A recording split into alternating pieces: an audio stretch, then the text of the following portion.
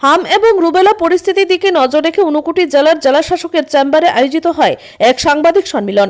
এই সাংবাদিক সম্মেলনে অন্যান্যদের মাঝে উপস্থিত ছিলেন জাতীয় স্বাস্থ্য মিশনের যুগ্ম এমডি ডক্টর নুপুর দেববর্মা, বিশ্ব স্বাস্থ্য সংস্থার প্রতিনিধি ডক্টর রণদীপ সাহা এবং জেলার মুখ্য স্বাস্থ্য আধিকারিক ডক্টর সন্দীপন ভট্টাচার্য।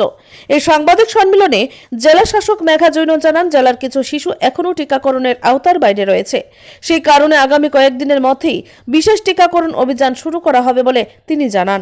এই কর্মসূচির মাধ্যমে জেলার 10 বছর বয়স পর্যন্ত সমস্ত শিশুদের এমআর অর্থাৎ হাম রুবেলা টিকা প্রদান নিশ্চিত করা হবে বলে আজকের সাংবাদিক সম্মেলনে জানিয়েছেন জেলা শাসক। পাশাপাশি তিনি সাধারণ মানুষকে আতঙ্কিত না হয়ে সতর্ক থাকার আহ্বান জানান। জ্বরের সঙ্গে শরীরে লালচে রেশ দেখা দিলে দ্রুত নিকটবর্তী স্বাস্থ্য কেন্দ্রে যোগাযোগ করার পরামর্শও দেন তিনি। প্রশাসনের দাবি, হাম রুবেলা নির্মূলে জেলা প্রশাসন ও স্বাস্থ্য দপ্তর যৌথভাবে কাজ চালিয়ে যাচ্ছে। এখানে উল্লেখ করা প্রয়োজন, প্রতি বছরই রাজ্যের বিভিন্ন জায়গায় হাম এবং রুবেলা কিছু কিছু ক্ষেত্রে আতঙ্ক তৈরি করে।